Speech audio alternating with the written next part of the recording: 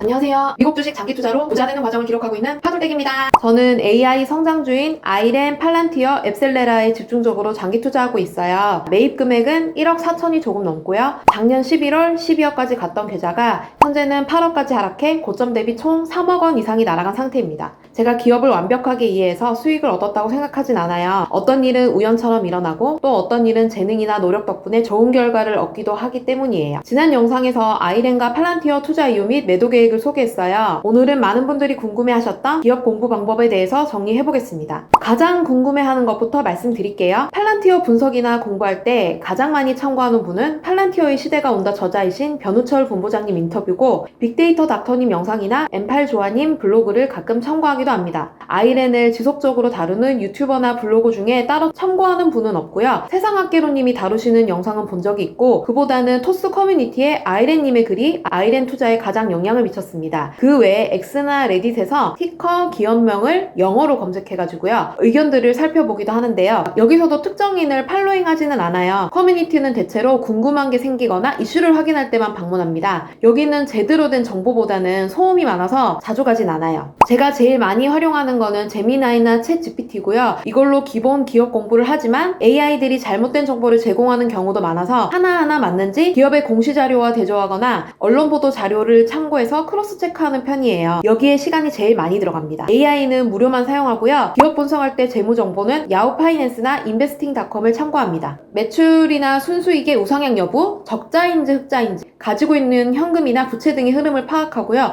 동종업계는 어떻게 흘러가는지 비교하면서 결정을 합니다. 재무와 함께 기업이 속한 산업의 미래도 중요하게 봐요. 저는 영어를 1도 모르기 때문에 어닝콜을 챙겨보진 않고요. 새벽에 어닝콜 끝나고 실적 자료가 공식 홈페이지에 업로드되면 제미나이를 통해서 번역하고 개괄형으로 정리합니다. 각종 증권사에서 요약을 잘해주니까 그걸 봐도 돼요. 저는 이런 실적 자료, 재무 정보를 크로스 체크하면서 사실로 확인된 부분만 투자 근거로 삼습니다. 실적 발표 후에 주가가 떨어져도요. 제 원칙상 기업의 스토리나 성장성이 꺾이지 않았다면 매도하지 않습니다. 기업 공부를 시작하는 이유는 크게 두 가지라고 생각해요. 첫 번째는 누군가가 소개를 해줬는데 마음이 동해서 공부하는 경우, 두 번째는 우연히 기사를 본다든지 산업 공부를 한다든지 특정 기업에 관심이 생기는 경우. 아마 대부분 투자자분들이 비슷한 이유로 공부를 시작하실 것 같아요. 저는 기업 공부의 출발점은 궁금증에서 시작한다고 생각합니다. 제가 아이렌을 발견한 건 작년 5월 블로그를 시작할 때예요. 당시 스테이블 코인 법안 관련해서 이슈였는데 그때 비트코인 투자를 알아보고 간접 투자를 위해서 채굴주까지 살펴보는 상황이었어요. 팔란티어 때처럼 수량목이 좋은 한 자릿수 주가를 찾고 있었는데요. 매출, 수익 이런 모든 면에서 괜찮은 아이렌을 발견했거든요. 아이렌 관련 정보를 그럼 찾아보겠죠? 제 호기심을 자극한 거는 채굴주에 더 이상 투자 안 한다는 인터뷰였어요. 궁금증을 해소해야 되잖아요. 아이렌은 채굴주면서 왜 채굴에 투자를 안 한다는 거지? AI 센터를 운영한다고? 그게 뭐길래? 전기가 병목이라니 무슨 말일까? 그 외에도 이런 기업 공부를 하다 보면은요, 궁금증이 막 나뭇가지처럼 뻗어나가요. 흑자라는데 왜 주가는 빠지지? 전환사채 발행하면 왜 욕을 먹지? 비트코인은 기업처럼 내재 가치가 있는 게 아닌데 뭘 보고 오르는 걸까? 팔란티어는 다른 데이터 분석 기업과 무엇이 다른 거지? AIP는 제미나이나 챗 GPT 같은 환각 현상이 없을까? 피터 틸은 앱셀레라에 왜 투자했지? 이 기업이 다른 바이오와 다른 게 뭘까? 이런 궁금증을 시작으로 자료를 찾는 겁니다.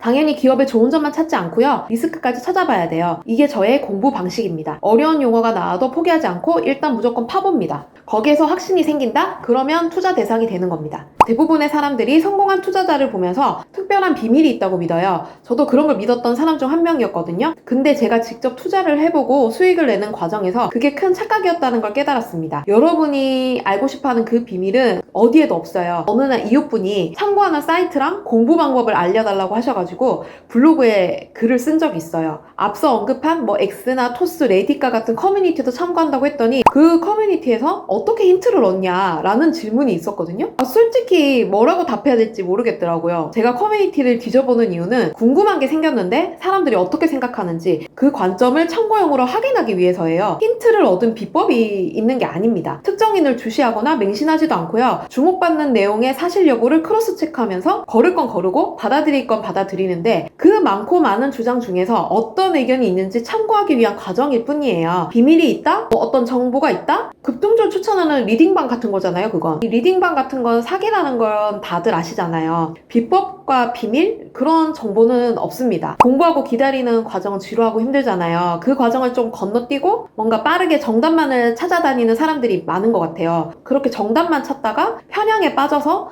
투자를 망치는 건 저도 해본 경험이거든요. 제가 생각하는 정석은 평소에 산업 트렌드에 관심을 두고 거기에서 발생하는 궁금증이나 투자할 만한 기업을 공부하면서 확신을 만들어 가는 거예요. 장기 투자를 지속하려면 금리, 셧다운, 각종 시장 지표 같은 외부 요인은 크게 신경 쓰지 않아야 한다고 생각해요. 이게 당장은 주가에 영향을 주겠지만 장기적으로 기업 펀더멘털에 따라서 움직이기 때문에 그 이슈 하나하나에 대응을 하다 보면은 큰 기회를 잃을 확률이 훨씬 올라갑니다. 오히려 가만히 있는 게 수익이 훨씬 높다는 통계도 있잖아요. 저와 반대로 이런 거시경제 지표를 중요하게 생각하시는 분들도 다수예요. 투자 성향의 차이일 뿐입니다. 저는 외부 요인은 소음으로 보고 마인드 컨트롤을 하면서 투자 성과를 내왔기 때문에 저런 의견이 있구나 참고만 해주시면 될 듯 합니다. 예전에도 얘기했지만 누군가의 방식이 나에게 정답이 될 수는 없어요. 내가 직접 겪으면서 만들어 가는 겁니다. 투자 일지를 꼭 써야 할까요? 질문 받은 적이 있는데요. 결론부터 말씀드리면 장기적인 투자 역량 강화를 위해서는 추천합니다. 가장 중요한 감정 억제와 객관화가 가능해요. 성공한 매매와 실패한 매매로 공통점을 찾아보는 건데요. 나는 AI 성장주 변동성을 좀 잘 버티는 것 같다. 집중 투자를 하니까 수익률이 훨씬 좋다. 이런 데이터가 모이면서 나만의 투자 원칙이 생기는 겁니다. 이런 기록을 통해서 같은 실수를 반복하지 않는 것도 장점이 되겠죠? 단점이라면 좀 귀찮고 과도하게 자책할 수 있다는 점인데 자책하는 거는 투자 성과가 개선되면 나아질 수 있다고 봐요. 투자 일지에 들어가야 되는 내용은요. 매수나 매도 이유, 당시의 심리 상태, 목표가 및 손절가 그렇게 기준을 세운 이유, 마지막으로 결과와 피드백. 이 정도만 정리를 한다면 점점 투자 성과가 좋아질 거예요. 저 또한 블로그를 시작하면서 저만의 투자 원칙과 전략이 공고해졌습니다. 작은 리스크 때문에 얻게 될 큰 성과를 포기하지 않으셨으면 좋겠어요. 그렇다면 우리는 얼마나 공부를 해야 될까요? 일단 이 회사가 무슨 일을 하는지 설명할 수 있어야 해요. 뭘로 돈을 버는지 비즈니스 구조에 대한 이해가 필요해요. 미래에도 이 산업이, 이 회사가 필요한지 정리를 해보고요. 숫자를 너무 깊게는 아니더라도 기준을 세워보는 거예요. 매출이나 이익이 우상향하는지, 부채가 줄어드는지, 늘어난다면 성장에 투자하는지, 동종업계 대비 현금이 넉넉한지 이런 것들을 좀 설명을 할 수 있다면 충분하다고 생각합니다. 만약에 확신이 부족하면 조금만 떨어져도 불안하고 다른 사람 말에 쉽게 흔들리고 장기 투자를 못하고 자꾸 갈아타게 돼요. 확신을 수치화할 수는 없어요. 또 회사를 완벽히 이해하는 것도 어렵기 때문에 공부하다 보면은 내가 감당할 수 있는 만큼 확신할 수 있는 구간이 반드시 옵니다. 그때 투자하면 돼요. 확신이 커야 주가 변동에서도 믿음으로 버틸 수 있겠죠? 확신은 내가 이 기업을 얼마나 이해하고 있냐에서 나옵니다. 개인적으로 가장 중요한 건 행동하는 거라고 생각해요. 새로운 걸 시작하고 알아가는 과정은 누구나 힘듭니다. 생각만 하고 계획만 세우면 아무것도 못해요. 당장 시도했을 때 더 좋은 결과가 훨씬 많습니다. 시작이 반이라는 말이 괜히 있는 게 아니더라고요. 일단 궁금증이 생긴다? 내가 잘 모른다? 그러면 무조건 공부하셔야 합니다. 일론 머스크가 우주 데이터 센터 얘기를 자꾸 하잖아요? 그럼 우주 데이터 센터를 왜 만드는지, 왜 중요한지, 내가 투자하는 기업에 어떤 영향을 미칠지 공부를 해보는 겁니다. 배당주, 성장주, 지수 투자 이런 거 하기 이전에 어떤 게 제일 마음 편하고 수익이 좋을까 궁금할 수 있잖아요.